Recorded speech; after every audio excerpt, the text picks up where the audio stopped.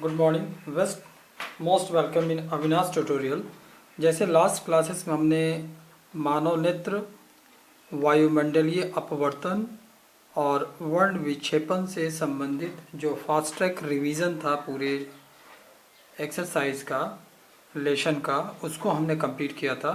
आज की क्लासेस में उसी से संबंधित जो वस्तुनिष्ठ प्रश्न है, और ये स्लाइड्स नेरिस्ट के पॉइंट्स ऑफ व्यू से बहुत ही इंपॉर्टेंस है, क्योंकि यहाँ हमारे इंस्टीट्यूट्स में इस तरह की 9 to 10 सेट चलती है। तो हम आज टोटल 1 सेट सभी का हम डिस्कस कर रहे हैं। हर एक चैप्टर से, सब चैप्टर से 45-46 क्वेश्चंस होते हैं। तो इस तरह के 8 to 9 सेट हमारे यहाँ होता है जो बच्चे प्रैक्टिस करते हैं, और एवरी ईयर हमारे सारे बच्चे जो स्लाइड्स में सेलेक्टेड होते हैं। तो हमारा इंटेंशन है कि आप भी उसमें सेलेक्ट हो। सो हमारे सेलेक्टेड क्वेश्चंस को फॉलो कीजिए, प्रैक्टिस कीजिए। Now you get it in slide. तो उसी से संबंधित जो पहला क्वेश्चन है आज का, चंद्रमा पर खड़े अंतरिक्ष यात्री को आकाश प्रतीत होता है तो काला प्रतीत होता है। नेक्स्ट, मानव नेत्र में, इसका सी ऑप्शन है, उत्तल लेंस होता है। मानव का जो नेत्र होता है वो उत्तल लेंस होता है। श्वेत रंग कितने रंगों के मेल से बना होता है? तो वो 7 रंगों के मेल से बना होता है। नेक्स्ट,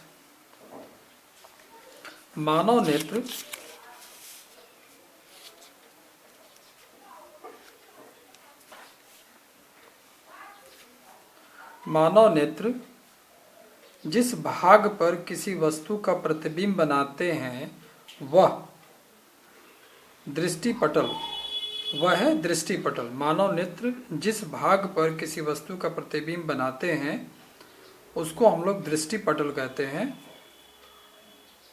नेक्स्ट, दृश्य प्रकाश में किस वर्ण का तरंगदैर्घ्य अधिकतम होता है? तो वो लाल रंग है जिसका कि तरंगदैर्घ्य सबसे ज़्यादा होता है, और बैंगनी का तरंगदैर्घ्य सबसे कम होता है। नेत्र द्वारा किसी वस्तु का प्रतिबिंब बनता है तो वो वास्तविक, उल्टा और छोटा बनता है। नेत्र द्वारा किसी वस्तु का प्रतिबिंब वास्तविक बनता है, उल्टा बनता है और छोटा बनता है। एक स्वस्थ आंख के लिए दूर बिंदु होता है तो अनंत पे होता है। एक स्वस्थ आंख के लिए अगर दूर की बिंदु हम सेलेक्ट करें तो वो अनंत पे होती है। नेक्स्ट,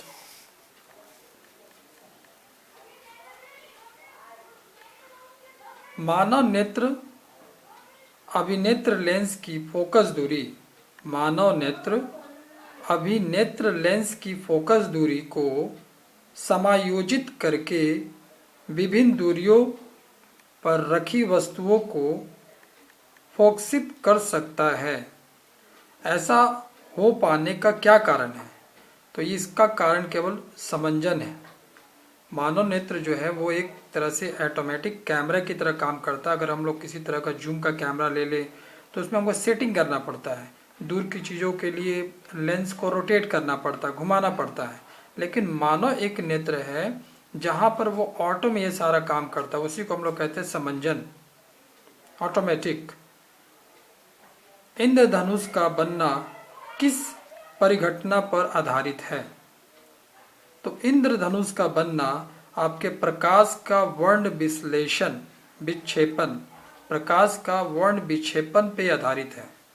जो आपका इंद्रधनुष बनता है वो इंद्रधनुष प्रकाश के वर्ण विक्षेपण पे आधारित, इसी प्रक्रिया पे ये बनता है। अब नेक्स्ट क्वेश्चंस में आते हैं।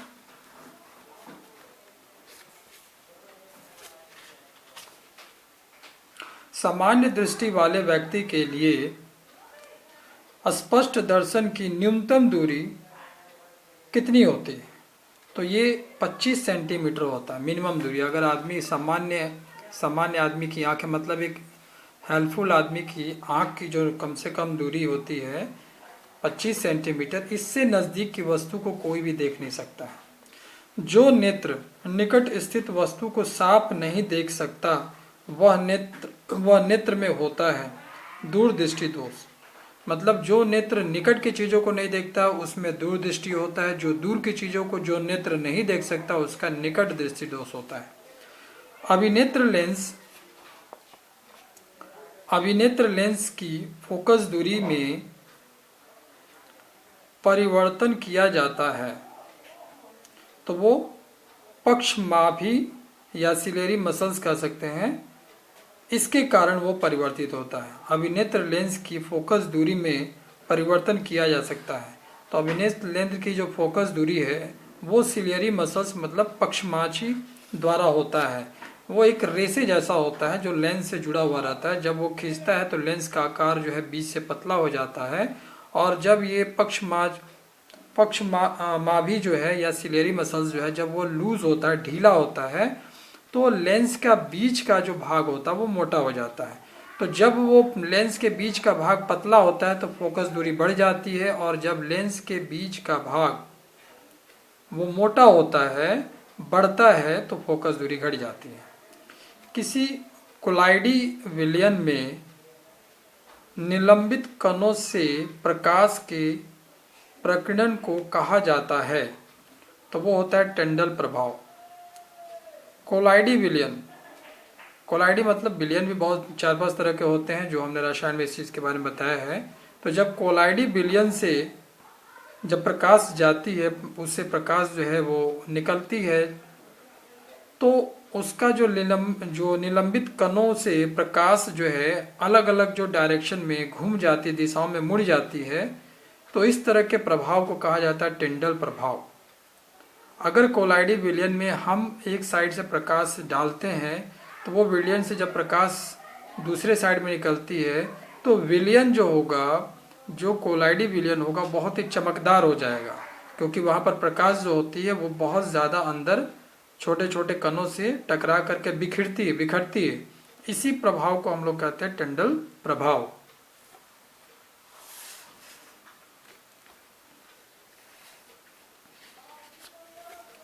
जब नेत्र लेंस मतलब आई लेंस की फोकस दूरी कम हो जाती है तब निम्नलिखित में से कौन सा दृष्टि दोष होता है? तो वो निकट दृष्टि दोष होता है। जब आपकी फोकस दूरी कम हो जाती है तो निकट दृष्टि दोष, फोकस दूरी बढ़ जाती है तो दीर्घ दृष्टि दोष, दूर दृष्टि दोष हो जाता है। तो इसका जवाब है जब नेत्र लेंस की फोकस दूरी कम हो जाती है तो निकट दृष्टि दोष होता है। सामान्य मानव नेत्र का दूर बिंदु वो अनंत पे होता है। किसी भी मानव का दूर बिंदु जो है वो फिक्स नहीं होता है। दूर बिंदु सबके स्वास्थ्य के हिसाब से आगे पीछे हो सकता है, लेकिन निकट बिंदु 25 सेंटीमीटर सबका फिक्स है। अगर स्वस्थ आंख है तो 25 सेंटीमीटर, कम से कम 25 सेंटीमीटर तक की चीज़ों को वो देख सकता है। 25 से अगर 24 हो गया तो कोई भी आंख उसको देख नहीं पाता है, वो धुंधला दिखने लगता है। निकट दृष्टि दोष का उपचार किस प्रकार के लेंस से किया जाता है? तो वो अपसारी लेंस से किया जाता है। निकट दृष्टि दोष का उपचार आपका अपसारी लेंस से किया जाता है। निकट दृष्टि दोष वाले व्यक्ति के चश्मे में होते हैं अवतल लेंस होते हैं। निकट दृष्टि दोष वाले व्यक्ति के चश्मे में अवतल लेंस को लगा करके उसके दृष्टि दोष को दूर किया जाता है।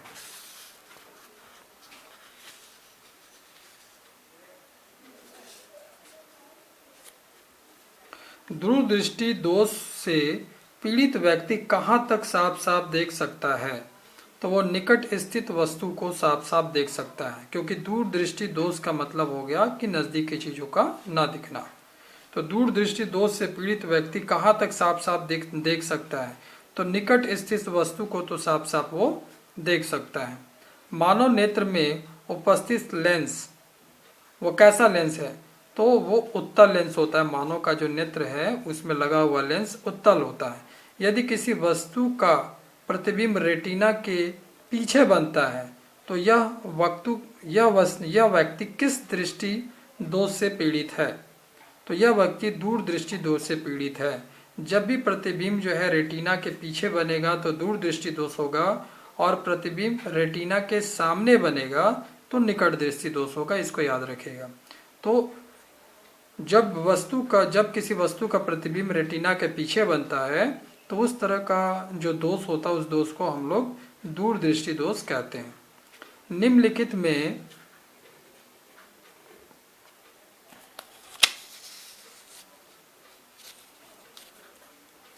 निम्नलिखित में कौन सा पदार्थ लेंस के लिए प्रयुक्त नहीं किया जा सकता?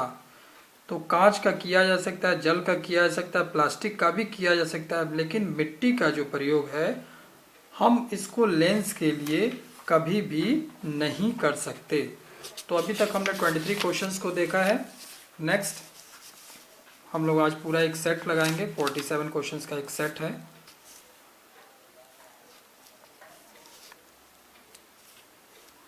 ओके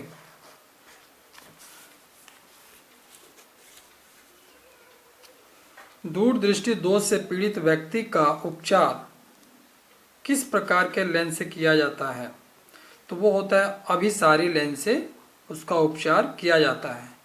निम्न में से किस दृष्टि दोष में नेत्र का क्रिस्टलीय लेंस धुंधला या अपारदर्शी हो जाता है? तो वो मोतियाबिंद के केस में। मोतियाबिंद एक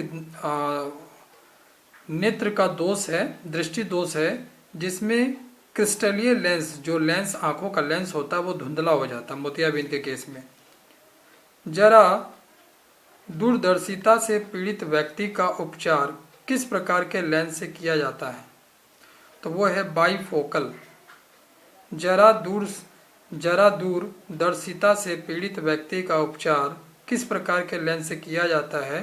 तो वह है बाइफोकल। सामान्य दृष्टि के वयस्क के लिए सुस्पष्ट दर्शन की अल्पतम दूरी होती है लगभग 25 सेंटीमीटर। ये उसी तरह का क्वेश्चन है, लेकिन अलग अलग तरह से चीज़ों को बनाया गया है कि अगर एक वह स्वस्थ आदमी है तो कम से कम नज़दीक से नज़दीक कितने दूरी पर वस्तु को देख सकता है, तो वो 25 सेंटीमीटर होता है। एक प्रिज्म कितने सतहों से घिरा रहता है? तो वो प्रिज्म जो है टोटल जो है वो 5 सतहों से घिरा रहता है। एक प्रिज्म जो होगा 5 सतहों से घिरा रहेगा, 4 तो ऊपर दिख जाएगा और एक उसका आधार होता है। स्पेक्ट्रम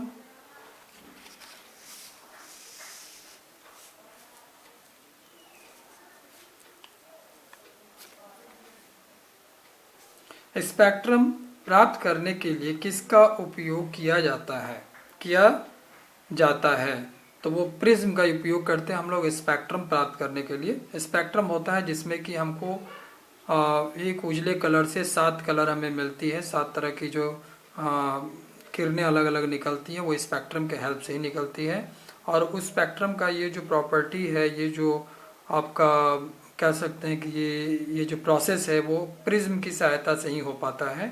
श्वेत प्रकाश में कितने रंग होते हैं? बहुत सिंपल है, 7 रंग होते हैं श्वेत प्रकाश में। स्पेक्ट्रम में किस रंग की किरण का विचलन या झुकाव अधिक होता है? तो वो बैंगनी होता है। स्पेक्ट्रम में किस रंग का झुकाव या किस किरण का झुकाव जो है ज़्यादा होता है? वो बैंगनी होता है। और स्पेक्ट्रम में किस रंग का झुकाव सबसे कम होता है? तो वो लाल रंग है। लाल का झुकाव सबसे कम होता है, बैंगनी का झुकाव सबसे ज़्यादा होता है। मानव नेत्र के किस भाग पर किसी वस्तु का प्रतिबिंब बनता है? मानव नेत्र के किस भाग पर? तो वो आपका है पुतली। अब हम लोग आते हैं अगले क्वेश्चन में। प्रकाश किरणों का विचलन संभव है। विचलन मतलब होता है डेविएशन। डेविएशन का मतलब होता है कि जब किरणें अपने मार्ग को छोड़ करके बाएं दाएं या ऊपर नीचे मुड़ जाती है तो उसको हम लोग विचलन कहते हैं। तो प्रकाश किरणों का विचलन संभव है, तो वो है एक प्रिज्म द्वारा, परंतु एक आयताकार स्लैब द्वारा नहीं। वो प्रिज्म होगा जिसमें कि 5 सतहें होंगी, लेकिन आयताकार में जो है टोटल 6 सतहें होती हैं। तो 5 सतहों वाले चीज़ों से इनका विचलन होगा।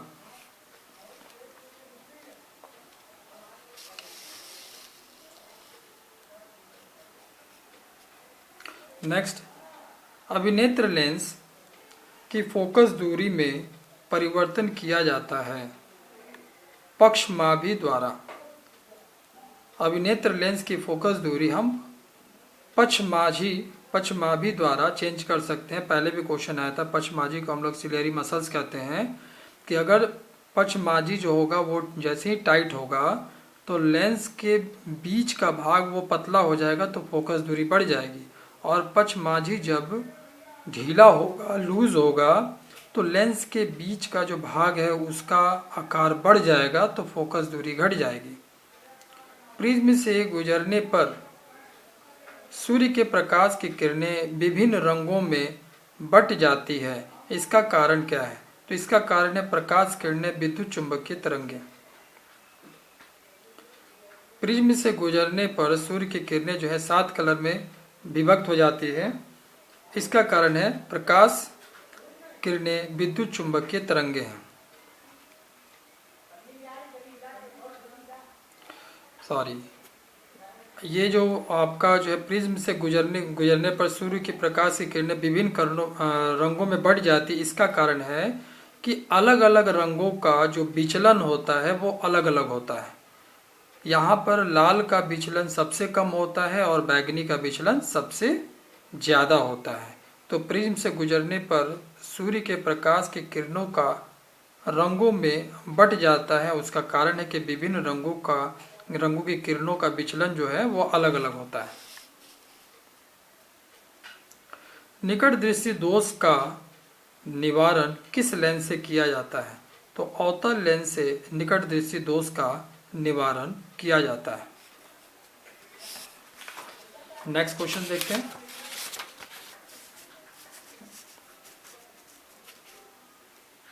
टोटल हम लोग 47 क्वेश्चन जो है आज हम लोग देखेंगे। श्वेत प्रकाश प्रिज्म में गुजरने के बाद विभिन्न रंगों में विभक्त हो जाता है, इस घटना को कहा जाता है प्रकाश का, तो वो कहा जाता है सीधी रेखा में गमन। श्वेत प्रकाश प्रिज्म से गुजरने के बाद विभिन्न रंगों में विभक्त हो जाता है, तो इस विभक्त होने का वर्ण विक्षेपन, ये वर्ण विक्षेपन, क्योंकि अलग अलग प्रकाश का विक्षेपन जो है वो अलग अलग होता है। ऐसा इसलिए होता है क्योंकि अलग अलग प्रकाश का चाल अलग अलग होता है।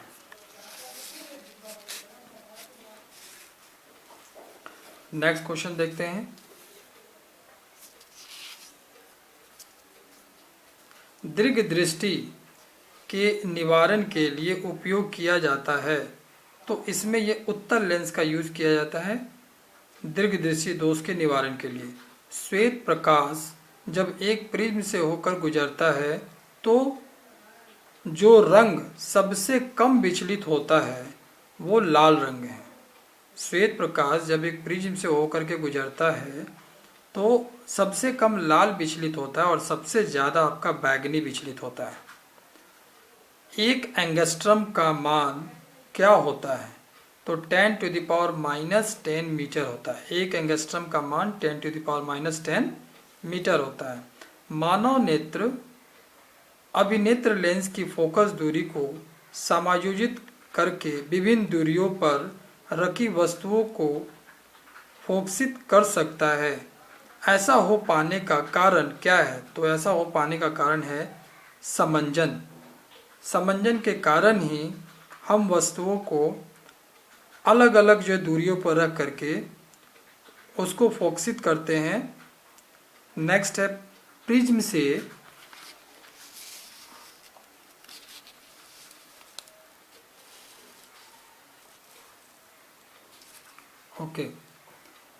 प्रिज्म से निकलने के बाद श्वेत किरणें क्यों 7 रंगों में विभक्त हो जाती है?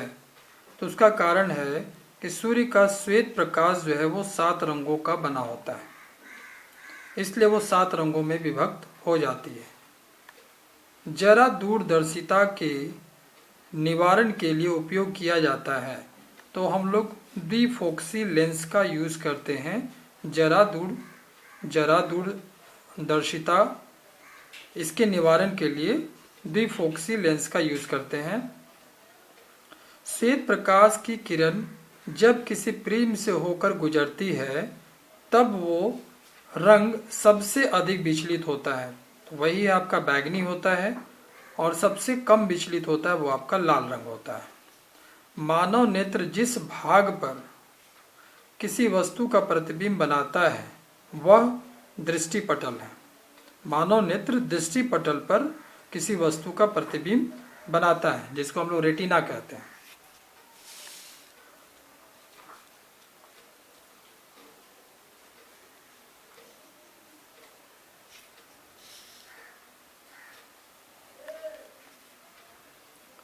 प्रकाश के लिए किस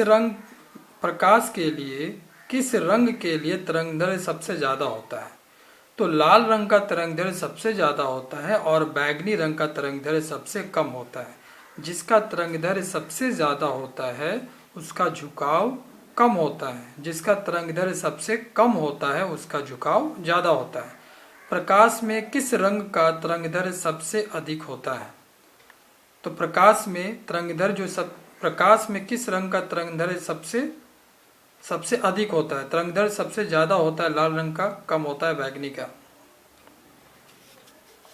प्रिज्म से प्रकाश की कौन सी परिघटना घटती है? तो वो है अपवर्तन। किसी भी प्रिज्म से जो प्रकाश निकलती है उस प्रकाश का अपवर्तन होता है। तो आज के क्लासेस में हम लोगों ने मानव नेत्र से संबंधित, वायुमंडलीय अपवर्तन से संबंधित और वर्ण विक्षेपण से संबंधित टोटल 47 क्वेश्चन देखे। आई होप सो कि आप इसको प्रैक्टिस कीजिए और अपने एग्जामिनेशंस के लिए प्रिपेयर कीजिए। थैंक यू, शुक्रिया।